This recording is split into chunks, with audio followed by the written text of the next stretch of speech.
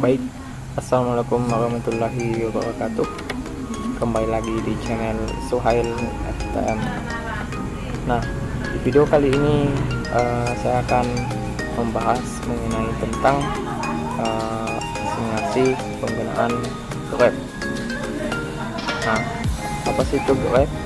Nah, Grab itu merupakan pencapaian rute terpendek di mana kita terlebih dahulu menentukan simpul dan titik akhir atau simpul akhir yang sebagai tujuan kita. Oke, seperti itu. Nah, di sini saya akan menggunakan algoritma DVS atau Depth First Search. Nah, algoritma DVS ini merupakan pencapaian rute terpendek yang dilakukan dengan cara membuat simpul-simpul yang menjadi titik awal, kemudian titik-titik yang akan dilalui, dan juga titik akhir sebagai akhir dari tujuan atau sebagai simpul yang dicapai. Dalam algoritma DVS, simpul yang telah dikunjungi akan disimpan dalam suatu tumpukan atau stack. Nah, kemudian dia akan mengantri. Nah, antaran ini digunakan untuk mengacu simpul-simpul yang akan dikunjungi sesuai dengan urutan tumpukan, dimana sesuai pengertian dari stack, yaitu apabila data terakhir kita masukkan, maka kedoknya juga akan lebih awal, atau apabila dia lebih cepat atau lebih awal kita masukkan, maka datanya juga akan lebih akhir untuk keluar, dan mempermudah proses runut balik jika simpul sudah tidak mempunyai anak atau simpul pada kedalaman maksimal. Nah, kemudian saya akan menjelaskan langkah-langkah dalam menentukan atau cara untuk proses algoritma DVS. Nah, pertama kita memasukkan simpul root ke dalam tumpukan dengan push. Kemudian kedua, periksa root apakah dia sudah termasuk tujuan atau tidak. Nah, kemudian jika bukan, maka periksa apakah simpul mempunyai cabang, dan jika tidak ada cabang, berarti kita lanjut ke cabang selanjutnya dengan indeks yang lebih kecil. Nah, kemudian keempat, jika semua cabang sudah dikunjungi, kita kembali ke cabang sebelumnya dengan melakukan backtracking. Dan kemudian yang terakhir itu kelima, jika tidak ada cabang lagi, maka pencapaian selesai dan hasil dikembalikan dengan mengulangi ke langkah kedua. Oke, seperti itu. Nah, saya akan menjelaskan dengan simulasi langsung. Oke. Nah, di sini saya sudah menentukan, saya memulai dari simpul awalnya, yaitu di abjad D. Kemudian simpul akhirnya atau tujuan kita itu kita menempuh ke simpul akhir, yaitu di abjad M. Nah, oke, kita akan melakukan proses bagaimana jarak kita untuk menempuh tujuan kita, itu KM. Nah, di sini kita pertama fokus ke simpul awal. Nah, simpul awal terdapat dua cabang. Nah, cabang apakah itu? Nah, di sini terdapat cabang ada F dengan cabang ada K. Nah, seperti tadi yang saya jelaskan, di sini kita memilih indeks yang terkecil. Nah, indeks terkecil dari F dengan K yaitu adalah dia akan otomatis memilih F karena dia merupakan indeks terkecil. Nah, apakah F merupakan tujuan kita? Nah, di sini bukan. Ini bukan tujuan akhir kita atau simpul akhir kita. Nah, kemudian kita selanjutnya mencari cabang lagi. Nah, di sini di simpul F terdapat 3 cabang, di mana cabangnya itu ada ada E, ada H, ada K. Nah, otomatis yang terpilih di sini adalah kita akan menuju ke cabang E, ke simpul E. Karena kenapa? Karena indeksnya lebih kecil dibanding A dengan K. Oke, kita ke E.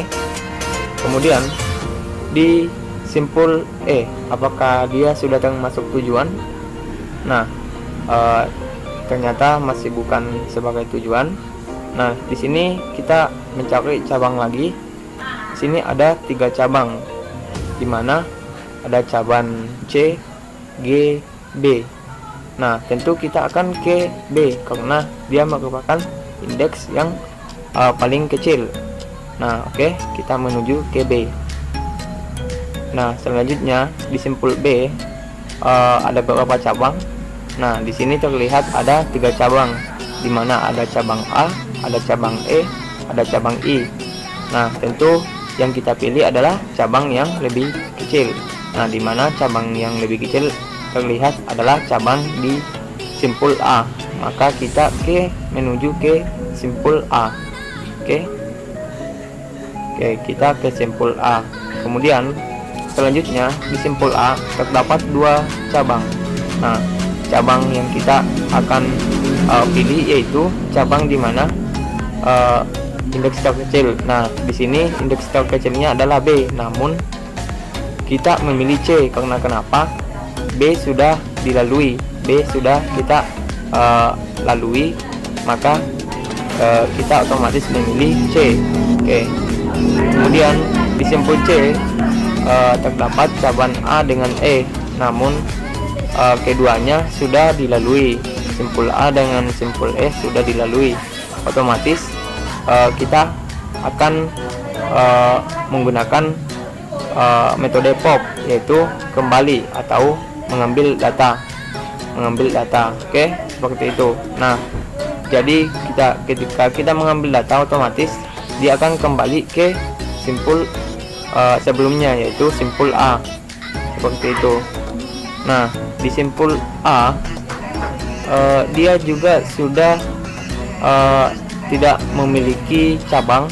Dia memiliki cabang, namun sudah tidak ada jalan lagi, maka kita melakukan lagi dengan menggunakan metode push.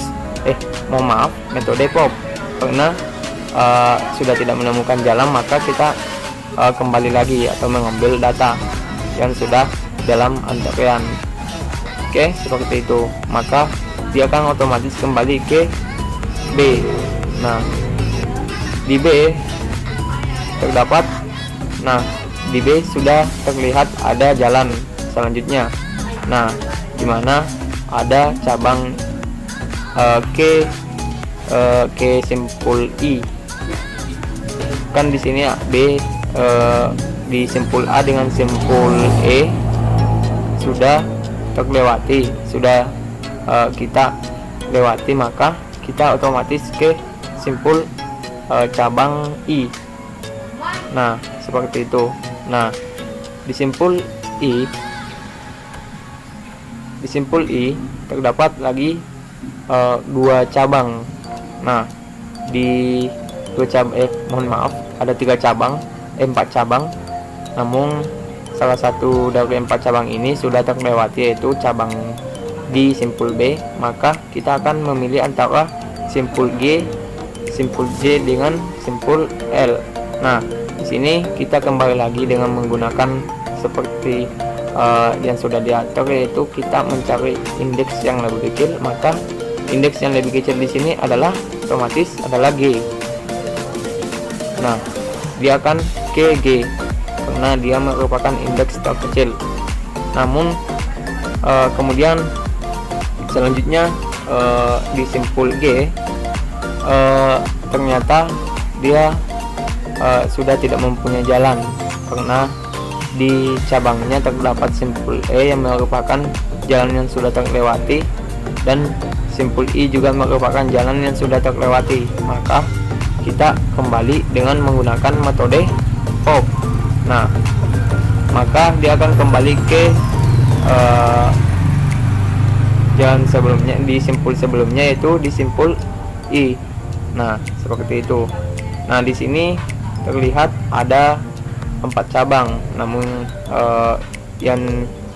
yang belum terlewati ada 2 cabang, dimana ada ke simpul E dengan ke simpul J. Nah, yang terpilih di sini otomatis simpul yang lebih kecil. Nah, simpul yang lebih kecil di sini terlihat adalah simpul menuju ke cabang menuju ke simpul J, maka otomatis dia akan ke J. Nah, kemudian selanjutnya di simpul J ada 2 cabang yang belum terlewati, di mana ada cabang H dengan N. Tentu yang akan terlewati yaitu kita akan menuju ke simpul H. Oke, seperti itu. Nah, di simpul H terdapat 3 cabang, namun yang sudah terlewati adalah F dengan J, maka kita akan menuju otomatis ke simpul K, karena salah satunya karena ini merupakan simpul yang satu-satunya belum terlewati. Nah, kemudian selanjutnya di simpul K ada 4 cabang, namun cabang yang belum terlewati adalah cabang menuju ke simpul N, maka otomatis kita ke simpul N. Nah, di simpul N ternyata di simpul N ini kita sudah tidak menemukan jalan lagi. Nah, maka metode yang kita lakukan di sini adalah kita memakai metode push. Metode pop. Nah, maka kita mengambil data atau kita mengembalikan ke simpul sebelumnya, maka otomatis dia akan kembali ke simpul K, seperti itu. Nah, kemudian di simpul K juga sudah tidak memiliki jalan, karena jalan simpul-simpul yang terdapat pada cabang simpul K sudah terlewati, maka kita kembali ke simpul H. Maka di simpul H juga sudah terlihat bahwa simpul-simpulnya sudah terlewati, maka kita menggunakan lagi metode pop, maka dia akan kembali ke simpul J. Nah, di simpul J juga sudah di simpul J dia ada 1 cabang yang belum terlewati. Di sini di simpul J ada 4 cabang, namun 1 cabang belum terlewati, maka otomatis kita akan melewati cabang yang belum terlewati. Nah, nampak di sini yang belum terlewati adalah cabang menuju ke simpul M. Nah, di sini kita sudah sampai ke tujuan akhir. Kita sudah melakukan perjalanan menuju ke tujuan kita, yaitu ke titik atau simpul M. Nah, seperti itu dari penggunaan atau simulasi dari DPS, algoritma DPS. Oke, sekian dari saya mengenai simulasi penggunaan algoritma DPS. Kemudian selanjutnya saya akan melanjutkan dengan menunjukkan cara pembuatan codingannya. Oke.